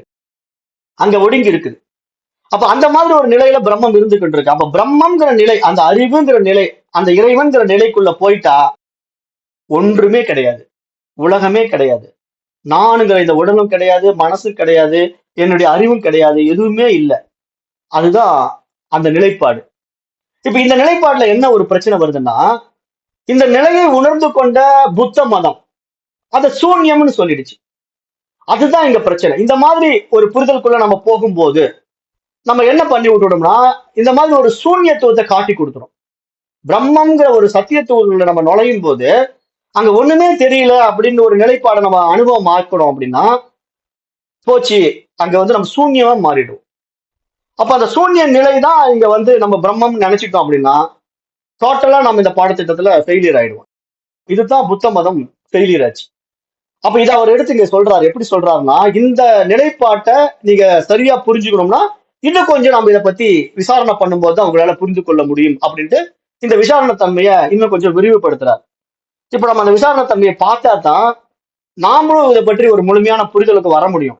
இல்லைன்னா அறகுற அறிதலோடவே நம்ம பயணம் பண்ணிட்டு இருந்தோம்னா நம்ம பிரம்மம் சத்தியம் ஜெகத் மித்யாங்கிறது வந்து ஒரு பரோட்ச ஞானமா தான் இருக்குமே தவிர அனுபவம் ஆகாது. அப்ப மேலும் இதை பற்றி நம்ம விசாரணை செய்யும் போது என்ன சொல்றாருன்னா, இந்த உடல் மன தொகுப்பை பார்க்கும்போது இந்த மித்தியத்துவம் அந்த சத்தியத்துவங்கிற தன்மையில ஒரு தெளிவு நமக்கு இல்லாம போயிடுது. அப்ப இந்த தொகுப்பானது, இந்த உடல் மனம் என்ற ஒரு தொகுப்பானது ஆத்மாவை சார்ந்ததா அல்லது அனாத்மாவை சார்ந்ததா என்ற சந்தேகமும் வந்து விடுகிறது. அப்ப இதுவே நம்முடைய முழு சம்சாரத்திற்கு காரணமாக அமைந்து விடுகிறது அப்படின்னு சொல்றாரு. இந்த சந்தேகம் எப்போ வருதோ அப்ப நமக்கு இந்த பாடத்திட்டம் வந்து பரோட்ச ஞானமா மாறி நமக்கு அது ஒரு சம்சாரத்தை தான் கொடுக்குது. மீண்டும் அந்த பிறப்பு இறப்பு சக்கரத்துக்கு தான் சுத்த வைக்குது. அதுல இருந்து விடுபட முடியல. அப்ப இதுக்கு நம்ம எப்படி விடுதலை ஆகிறது அப்படின்னு கேட்டா, வேதாந்தத்தின் உதவி கொண்டுதான், இந்த வேதாந்த சாஸ்திரத்தினுடைய முழுமையான உதவியின் மூலமாகத்தான் உடல் மன தொகுப்பானது அனாத்மா என்று புரிந்து கொள்ளவும், இந்த உடல் மனம் அனாத்மா என்று புரிந்து கொண்ட பிறகு நமக்கு அது எப்படி அந்த புரிந்து கொண்ட தன்மை கிடைச்சது அப்படின்னா, இந்த வேதாந்த சாஸ்திரத்தை சிரவணம் செய்வதனால, இதை வந்து கேட்பதினால, அந்த விசாரத்தின் மூலமாக நீக்குவதனால, நான் இந்த உடல் அல்ல, நான் மனம் அல்ல என்று நீக்குவதனால, இந்த அனாத்ம தத்துவங்கள் எல்லாம் நாம் நீக்குவதனால புரிந்து கொள்ள முடிகிறது, அனாத்மா என்று நம்மால் புரிந்து கொள்ள முடிகிறது. அப்ப இந்த உடல் மனம் அனாத்மாவா அல்லது ஆத்மாவா என்று விசாரம் செய்யாமல் விட்டுவிட்டால் இந்த சந்தேகம் குடும்பம், உடைமைகள், பதவி மற்றும் பல விஷயங்களில் பரவிவிடும் அப்படிங்கிறார். ஏன்னா இந்த ஆத்மா அனாத்ம விஷயங்களுக்கு உண்டான சரியான புரிதல் நம்ம இடத்துல இல்லைன்னா நமக்கு அனாத்ம விஷயங்கள் எல்லாம் சத்தியமா தெரியும். அப்படி சத்தியமா தெரியறதுனாலதான் நம்முடைய பிரச்சனை என்ன ஆகுது, இந்த உலகமே உண்மையா பார்க்கப்படுது. அப்புறம் இந்த உலகத்தில் இருக்கிற நானுங்கிற என்னுடைய உடல்ல சத்தியத்துவம் பார்க்க வேண்டியதா இருக்கு. அப்புறம் என்னை சார்ந்த உறவுகள், குடும்பம் எல்லாம் உண்மையா இருக்கிற மாதிரி தெரியுது. அப்புறம் என்னுடைய பதவி, உடைமைகள் எல்லாமே எனக்கு உண்மை மாதிரி தெரியும். அப்ப இது அப்படியே ஸ்ப்ரெட் ஆயிடும். இப்படியே ஸ்ப்ரெட் ஆனா என்ன ஆகும்னா இந்த நிலைக்கு பெயர் தான் மமகாரம் என்று சொல்றார். இங்க சாஸ்திரம் சொல்ல வர்ற அகங்காரம் மமகாரம்ங்கிற நிலை எங்க வந்து நமக்கு மாட்ட வைக்குது அப்படின்னா, இந்த உடலை நான் என்று அபிமானிக்கின்ற அகங்காரமோ, தன்னை சார்ந்த உடைமைகளும் உறவுகளும் இந்த உலகமோ எனது என்பதாக கருதுகின்ற மமகாரமோ நம்ம இடத்துல இருக்கின்ற வரைக்கும், இந்த முயற்சியை நம்ம நீக்கப்படாத வரைக்கும் நமக்கு எப்படி பிரம்மம் தெரியும்? அப்ப பிரம்ம அனுபவம் உண்டாகாது, ஆத்ம அனுபவம் உண்டாகாது அப்படின்னு சொல்லி என்ன புரிய வைக்கிறார்னா, இந்த உடல் மன தொகுப்பானது பார்ப்பவன் என்ற வகையில் வருகிறதா அல்லது பார்க்கப்படுகின்ற வகையில் வருகிறதா என்ற சந்தேகம் வருகின்றது. உலகின் நிலைப்பாட்டில் இருந்து பார்க்கும்போது இது பார்ப்பவனாகவும், நம்முடைய நிலைப்பாட்டில் இருந்து பார்க்கும்போது பார்க்கப்படுகின்ற பொருளாகவும் இருக்கின்றது அப்படின்னு சொல்றார். அதாவது இந்த பார்ப்பவன் பார்க்கப்படுகின்ற பொருள் அப்படிங்கிற விஷயத்தை நம்ம இங்க கொஞ்சம் டீப்பா விசாரணை பண்ணி பார்த்தா, இந்த உலகங்கிற நிலையிலிருந்து நம்ம இதை பார்த்தோம்னா நான் பார்ப்பவனாக இருக்கிறேன். ஆனா நம்முடைய நிலைப்பாட்டில நான்கிற தனித்துவத்துக்குள்ள வந்துட்டேன்னா, அதுதான் இங்க ஈஸ்வரத்தன்மை தனித்தன்மைங்கிற ரெண்டு விஷயத்தை இங்க புரிஞ்சுக்கணும். இந்த உலகம்ங்கிற ஒட்டுமொத்த நிலையில வந்தா ஈஸ்வரத்தன்மை, நான் என்று என்னை நான் தனித்துவப்படுத்தும் போது என்னுடைய தனித்தன்மை. அப்ப என்னுடைய தனித்தன்மைக்குள்ள இருந்து நான் பார்க்கும்போது இந்த உலகமானது பார்க்கின்ற பொருளா தெரியும், எல்லாம் எனக்கு வேறா தெரியும். ஆமா, அங்க ஒரு வீடு இருக்குது, இங்க என்னுடைய சொத்து நிலப்புலன்கள் இருக்கு, அது என்னுடைய மனைவி மக்கள் அப்படின்னு இந்த புற விஷயங்கள் பூரா எனக்கு வேறாக தெரியும், பார்க்கப்படுகின்ற பொருளாக தெரியும். காரணம் என்ன? நான் என்னை தனித்த உடலாக மனமாக அபிமானிக்கிறதுனால. அதுவே நான் இந்த உலகம் என்ற நிலைப்பாட்டில் வரும்போது, உலகம் என்றால் அந்த ஈஸ்வர தன்மைக்குள்ள நான் வரும்போது, இந்த ஒட்டுமொத்த பிரபஞ்சமாக நானே இருக்கின்றேன் என்ற நிலைப்பாட்டுக்குள்ள வரும்போது பார்ப்பவனாக தெரியும். ஏனென்றால் இப்போ பார்ப்பவன் பார்க்கப்படுகின்ற பொருளுடைய வித்தியாசம் நல்லா புரிஞ்சுக்கணும். ஏன்னா இங்க பார்ப்பவன்கிறவன் எங்கிருந்து வந்தான்? அந்த பார்வை என்ற விஷயத்திலிருந்து வந்தான். பார்வைங்கிறது தான் பிரம்மம். அறிபவன்கிறவன் எங்கிருந்து வந்தான்? அந்த அறிவுங்கிற நிலையிலிருந்து வந்தான். அப்ப அறிவு தான் பிரம்மம். அப்போ இங்க பார்ப்பவன்கிற நிலை தான் ஈஸ்வரத்தன்மை. அறிபவன் என்பதுதான் ஈஸ்வரத்தன்மை. அறியப்படும் பொருள்களானது அந்த ஈஸ்வரத்தன்மைக்குள்ள இருக்குது. அவனால் படைக்கப்பட்டது. பார்ப்பவனால் படைக்கப்பட்டது பார்க்கப்படுகின்ற இந்த விஷயங்கள் எல்லாம். அப்ப இந்த தெளிவு மித்தியத்துவத்துல நமக்கு புரியணும்னு சொல்றாரு. மித்தியத்துவம்ங்கிற அந்த உலகம் மித்தியா, பிரம்மத்தினுடைய அடுத்த நிலையானது ஜெகத் மித்தியா என்று சொல்லும் போது அந்த மித்தியத்துவம் எப்படி புரிஞ்சுக்கணும், அந்த மித்தியத்தோட நிலைப்பாடு எந்த இடத்துல இருந்து நீ புரிஞ்சுக்கணுங்கிறத இங்க புரிய வைக்கிறாரு. ஏன்னா இந்த பெரும்பாலும் ஐ ஆம் அப்சர்வர், ஐ ஆம் கான்சியஸ்னஸ் சொல்லிட்டு இருக்கிறவங்க அந்த பிரம்மத்துவ நிலையிலிருந்து பேசிக்கிட்டு இருக்கிறான். ஆனா அவனுக்கு அந்த மித்தியத்துவம்ங்கிற ஈஸ்வர தன்மை தெரியல இல்லையா? அதனாலதான் அவங்க ஃபெயிலியர் ஆறாங்கன்னு நான் சொல்றேன்.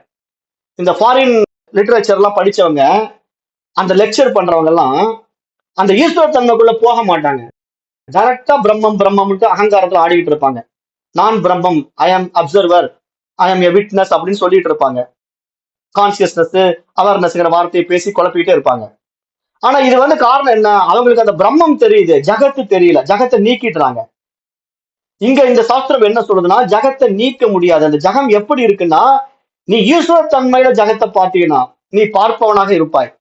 அப்ப ஈஸ்வர தன்மையிலிருந்து நீ அந்த நிலைப்பாட்டுல பார்ப்பவனாகவும், தனித்த நிலையிலிருந்து நீ பார்க்கும்போது பார்க்கப்படுகின்ற பொருளாகவும் இது இருக்கிறது. ஈஸ்வர தன்மைக்குள்ள நான் வந்துட்டேன்னு வச்சுக்கோங்க, பார்ப்பவனாக நான் மாறும்போது இங்க பார்க்கப்படுகின்ற பொருள்கிற ஒரு விஷயமே இல்லை. ஏன்னா எல்லாம் அதுக்குள்ள அடங்கிடுது. ஆனா நான் தனியாளா இருந்துகிட்டு பார்க்கும்போது எனக்கு வேறாக நிறைய விஷயங்கள் தெரியும் போதுதான் அங்க என்னுடைய இதுங்கிற அபிமானம் வருது, என்னுடைய உறவுகளுக்கு அபிமானம் வருது, என்னுடைய குழந்தை குட்டிங்க, என்னுடைய சொத்து சுகம் அப்படிங்கிற பற்று வருது. இந்த பற்றுக்கு காரணம் என்னன்னா, தனித்த நிலையிலிருந்து நம்ம பார்க்கிறது தான், அந்த பார்க்கப்படுகின்ற பொருளாக இருப்பதுதான் நிலைப்பாடு. அதை இங்க புரிஞ்சுக்க சொல்றாரு. அதை நல்லா இங்க புரிஞ்சுக்கணும். ஏன்னா இங்க நீங்க தனித்த நிலையிலிருந்து நீங்க இந்த உலகத்தை பார்த்தீங்கன்னா பார்க்கப்படும் பொருளாகத்தான் இந்த உலகம் தெரியும். அப்ப இந்த உலகம் தெரிகின்ற வரைக்கும் உங்களுடைய உண்மை தன்மை உங்களால உணர முடியாது. நான் பிரம்மம் என்ற நிலைப்பாட்டுக்குள்ள நீங்க போக முடியாது. இது புரிதலற்ற தன்மை. அதனாலதான் நான் பிரம்மம் பிரம்மம் என்று வாயில சொல்லிட்டு இருப்பாங்க, எக்ஸ்பீரியன்ஸ் ஆகாது. அப்ப அந்த எக்ஸ்பீரியன்ஸ் தன்மை எப்போ நடக்கணும்னா பார்ப்பவனாக மாறும்போதுதான். அந்த பார்ப்பவன்கிறது மனசு நம்ம கடந்த பாடத்துல பார்த்தாலும் நீங்க அந்த தனி மனமா அதை பார்க்க கூடாது. அந்த பார்ப்பவன் என்பது பிரபஞ்ச மனமாக பார்க்கணும், காஸ்மிக் மைண்டா பார்க்கணும், யூனிவர்சலா பார்க்கணும். அந்த யூனிவர்சலா பார்த்தீங்கன்னா அங்க என்ன இருக்குது? ஒரே விஷயம் தான் இருக்கு, பார்ப்பவன் மட்டும்தான் இருக்கிறான். அவனுக்கு பார்க்கப்படும் பொருள்ங்கிறது அங்க உண்டாகாது. ஏன்னா எல்லாமே ஈஸ்வரனுக்குள்ள அடங்கிடுது. இந்த ஒட்டுமொத்த பிரபஞ்சமும் ஈஸ்வரனுக்குள்ள அடங்கும் போது ஈஸ்வரனுக்கு வேறாக இங்க என்ன இருக்குது? அப்ப டியாலிட்டி கிடையாது. ஈஸ்வரனுக்குள்ள வந்துட்டீங்கனாலே இருமைகள் போயிடும். ஆனா ஈஸ்வரனுக்குள்ளேயே வரமாட்டேங்கிறோம். ஈஸ்வரனுக்குள்ளேயே வராம வெளியிருந்துகிட்டே நான் அகங்காரத்துல ஆடிட்டு இருக்க வரைக்கும் நமக்கு இருமைகள் இருக்கத்தானே தெரியும். பார்க்கப்படும் பொருள்கள் தெரிந்து கொண்டுதான் இருக்கும். அப்ப பார்க்கப்படும் பொருள் தெரிந்து கொண்டிருக்கிற வரைக்கும் நம்ம பார்ப்பான் ஆக முடியாது. பார்ப்பான்கிற ஒரு நிலைதான் இங்க சத்திய நிலை. அந்த பார்ப்பான்கிற வார்த்தையே பிரம்மத்தை தான் குறிக்குது. அதனாலதான் பிராமணர்களுக்கெல்லாம் பார்ப்பான்னு பேரு. பிராமணர் எல்லாம் பார்ப்பான் பார்ப்பான்னு ஒரு பேர்ல சொல்றோம் இல்லையா? அந்த பார்ப்பான்ங்கிறது இந்த ஆத்மாவை குறிக்குது. அப்ப அதனாலதான் நான் பார்ப்பான்னு நான் சொல்ல முடியும் தைரியமா. என்னை நான் பார்ப்பான்னு எப்படி சொல்ல முடியும்? நான் அந்த ஈஸ்வர தன்மைக்குள்ள இருந்துட்டு சொல்லணும் பார்ப்பான்னுட்டு.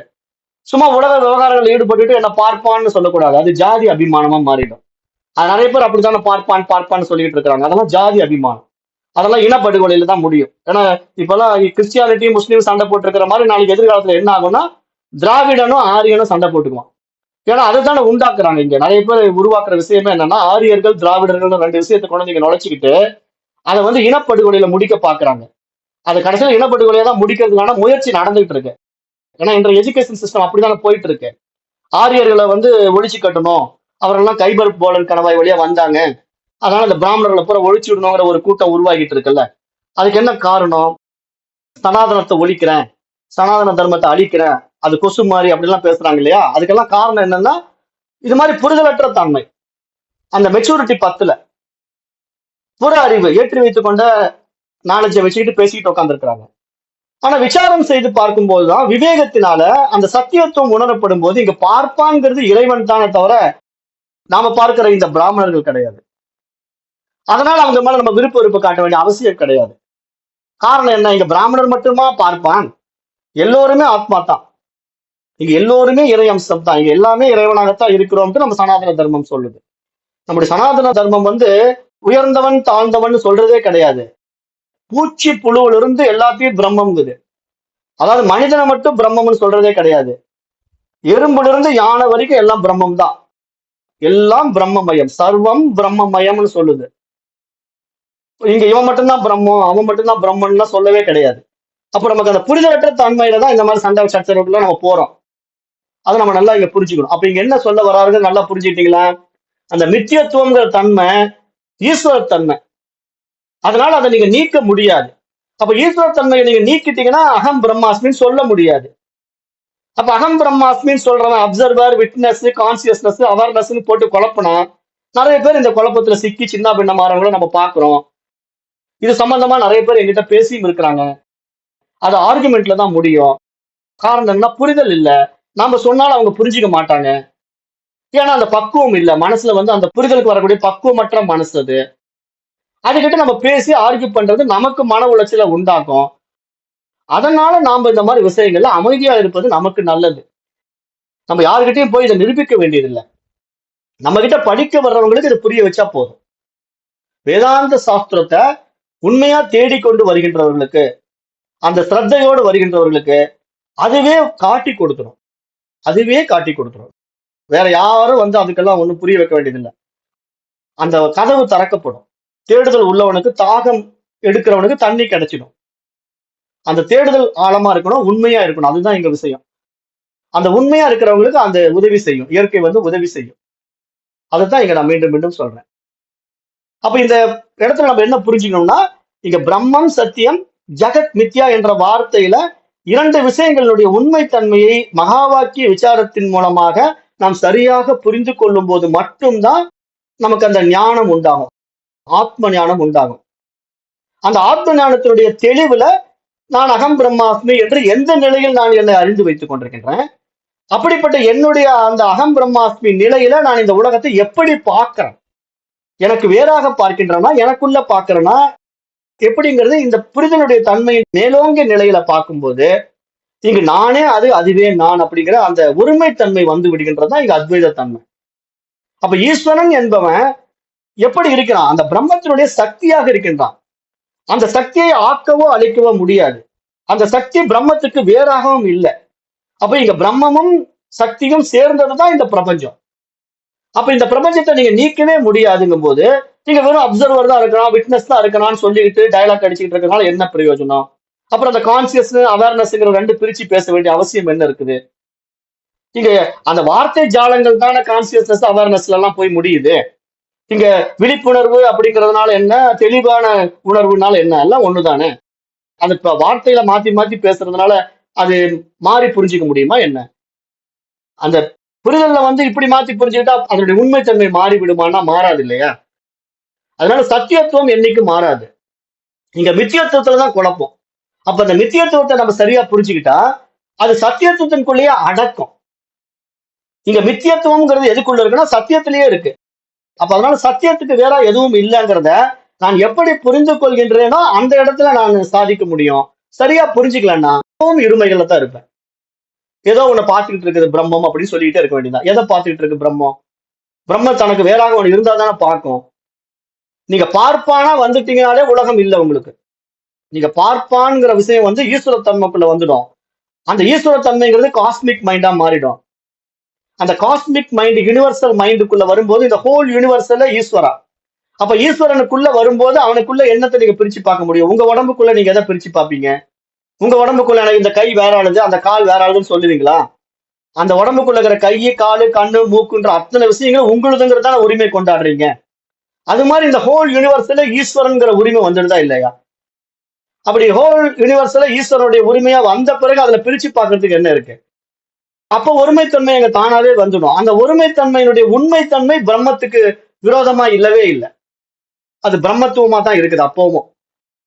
அதனாலதான் அது பார்ப்பானா இருக்குது. அப்ப பார்ப்பவன்கிறது யாருன்னா அதே ஆத்மா தான். காரணம் என்னன்னா அது சக்தியாக வெளிப்படும் போது நமக்கு பார்க்கறதுல அதுல ஏதோ ஒரு வித்தியாசம் தெரிகிற மாதிரி இருக்கு. அது புரிதலற்ற தன்மையில அதை வேற மாதிரி பாக்குறோம். அதனாலதான் நான் உங்களுக்கு எளிமையா புரிய வைக்கிறதுக்கு இந்த பாடத்திட்டத்துல மீண்டும் மீண்டும் சொல்றேன். ஃபர்ஸ்ட் ஈஸ்வர தன்மைக்குள்ள வாங்கன்னு நான் லகுவா புரியுற மாதிரி உங்களுக்கு சொல்லிக்கிட்டே இருக்கிறேன். வேதாந்த பாடத்துல யாருமே ஈஸ்வர தன்மைக்குள்ள வாங்கன்னு சொல்ல மாட்டாங்க. இது வரைக்கும் நீங்க இதுக்கு முன்னாடி வேதாந்த கிளாஸ் எல்லாம் அட்டன் பண்ணிருந்தீங்கன்னா இல்ல வேற வேற சாமியார்கள் கிளாஸ் எல்லாம் போயிருந்தீங்கன்னா அவங்க இந்த ஈஸ்வர தன்மையை பத்தி பேச மாட்டாங்க. அதுல வாங்கன்னு சொல்ல மாட்டாங்க. பிரம்மத்தை மட்டும் தான் பேசுவாங்க. பிரம்மம் சத்தியம்னு தான் சொல்லுவாங்க. நீ பிரம்மம்னு சொல்லி கொடுப்பாங்க. தத்துவம் அசி, நீ அதுவாகவே இருக்கிறாய்னு சொல்லி கொடுத்துருவாங்க. ஆனால் அதுவாகவே இருக்கின்றேன் என்ற பிரம்மத்துவத்தை நான் உணர வேண்டும் என்றால் அந்த ஆத்ம விஷயத்துக்கு எதிராக இருக்கின்ற அனாத்ம விஷயங்கள் எப்படிப்பட்டதுங்கிறத நான் விசாரம் செஞ்சு பார்க்கும்போதுதான் என்னுடைய அந்த மூல அவித்தியை நீக்கப்படும். என்னுடைய மூல அவித்தியங்கிறது அந்த அஜ்ஞானம் காரண சரீரம் நீக்கப்படும்.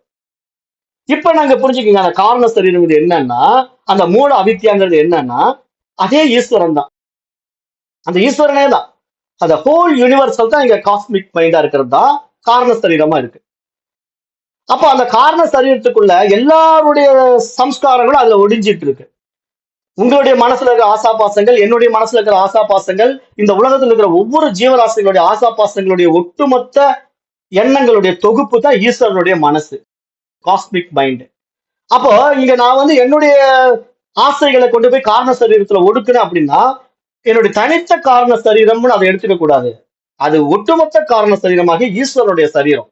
அப்ப ஈஸ்வரனுடைய சரீரத்துக்குள்ள அது இருக்குது. அப்ப எப்பொழுது காரண சரீரம் அழிக்கப்படுமோ அப்ப பிரம்மம் தெரியும். இதுதான் விஷயம். அப்ப காரண சரீரம் எப்படி அழிக்க முடியும்னா அந்த சக்தியை நம்ம தெரிஞ்சுக்கிட்டோம்னா அந்த சக்திங்கிறது என்னுடைய சக்தி தான் எனக்கு புரிய வரும்போது அந்த சக்தி எனக்குள்ள அடங்கிடும். அப்ப சிவம் சக்திக்குள்ள அடங்கிடும், சக்தி சிவத்துக்குள்ள அடங்கிடும். ரெண்டையும் பிரிக்க முடியாது. அப்ப இந்த நிலையில தான் இங்க நான் பிரம்மம்னு சொல்ல முடியும். அதை விட்டுட்டு நீங்க சக்தியை நீக்கி விட்டு நான் பிரம்மம்னு சொன்னீங்கன்னா நீங்க இருக்கிறதே உங்களுக்கு தெரியாது அப்படிங்கறத நான் ஆரம்பத்துல ஃபர்ஸ்ட் ஸ்டார்ட் பண்ணும்போது சொன்னேன். ஸ்டார்ட் பண்ணும்போது நீங்க அந்த அறிவு நிலைக்கோ பிரம்ம நிலைக்கோ அந்த ஆத்ம நிலைக்கோ வந்துட்டீங்கன்னா உங்களை தெரிஞ்சுக்கவே முடியாது. அப்ப சூன்யம்னு சொல்லிடுவீங்க, அங்கதான் மாட்டுவீங்க. சூன்யம்னு சொல்லிட்டீங்கன்னா முடிஞ்சுது. உங்களை தெரிஞ்சுக்கவே முடியாதுன்ட்டு அப்படியே போயிட்டீங்கன்னா புத்த மதம் மாதிரி ஆயிடும். அப்ப பிரயோஜனப்படாது இல்லையா? சூன்யம்னு சொல்லிட்டீங்கன்னா வேஸ்ட்டுப்பா. அதனாலதான் நான் என்ன சொல்றேன், இந்த ஆங்கில லிட்டரேச்சர்ஸ் எல்லாம் என்ன பண்றாங்கன்னா இந்த வேதாந்தத்தை படிச்சுட்டு புத்த மதத்தை தூக்கி உள்ள போட்டுக்கிறாங்க. அந்த சூன்யத்தன்மையை கொண்டு உள்ள போட்டுக்கிறாங்க. போட்டுக்கிட்டு என்ன சொல்றாங்கன்னா அது ஒன்றுமற்ற நிலை, ஒன்லி அப்சர்வர் தான் இருக்காரு, ஒன்லி விட்னஸ் தான் இருக்குது, நீங்க எல்லாம் உலகமே இல்லை, அதெல்லாம் நீங்க பார்க்காதீங்க அப்படின்ட்டா அப்ப சூன்யம் ஆயிடும். சூன்யம் ஆயிட்டா முடிஞ்சுது, அந்த பாடத்திட்டமே ஃபெயிலியர். காரணம் என்ன, அவங்க இதையும் அதையும் படிச்சு குழப்பிக்கிறாங்க. காரணம் என்னன்னா புத்த மதமும் எங்கும் பரவி இருக்கிறதுனால மற்ற நாட்டுகள் எல்லாம் போய் அது பாப்புலர் ஆயிட்டதுனால அதையும் உள்ள போட்டுக்கிட்டு இதையும் உள்ள போட்டுக்கிட்டு குழம்பிக்கிட்டு இருக்கிற மக்களை தான் நம்ம பார்க்க முடியுது. ஆனா இங்க தெளிவா வேதாந்த சாஸ்திரத்தை ஒருத்தன் படிச்சுட்டான்னா அவனை யாராலும் அசைக்க முடியாது. அவன் மட்டும்தான் பிரம்மம். அதனாலதான் இந்த வேதாந்த சாஸ்திரத்தை படிக்க வேண்டும் படிக்க வேண்டும் நம்ம சொல்றோம். நிறைய பேர் எதுக்கு சாஸ்திரம் எல்லாம் படிக்கணும், அப்படியே உட்காந்தா நிஷ்டையில வந்துடும்னா எப்படி வரும் நிஷ்டையில? அப்படி நிஷ்டையில உட்கார்ற கழுத மாடு கூட தான் சும்மா இருக்குது, அதுக்கு வந்துட வேண்டியதானே. நான் கடந்த பாடத்திலே கேட்டேன், சும்மா இருக்கிறதுனா கல்லு மண்ணு கூட சும்மா இருக்கும், அதுக்கு வந்துட வேண்டியதுதானே. அப்புறம் மூச்சு பயிற்சி பண்றதெல்லாம் உங்களுக்கு தெய்வீக தன்மைக்குள்ள வந்துடும்னா மாடு இந்த நாய் எல்லாம் கூட தான் புசு புசுன்னு மூச்சு விட்டுக்கிட்டு இருக்கு, வந்துட வேண்டியது தானே, ஏன் வரமாட்டேங்குது? அப்ப இந்த புரிதலற்ற தன்மை, ஒரு மூச்சு பயிற்சி பண்றதுனால நான் அந்த பிரம்மம் ஆயிடுவேன்னு சொன்னா எப்படி ஆக முடியும்? என்னைக்கும் ஆக முடியாது.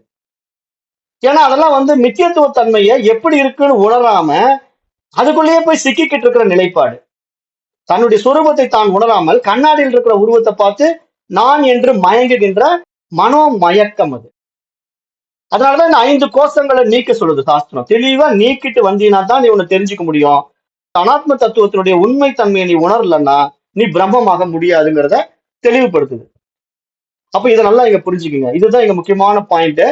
இதனுடைய கண்டினியூட்டி இன்னும் இருக்கு, அதை நாளைக்கு தொடருவோம். நாளைக்கு என்ன, திங்கட்கிழமை. இன்றைக்கு நேரம் கருதி இந்த வகுப்பை நான் நிறைவு செய்கின்றேன். நன்றி. ஓம் தத் சத்.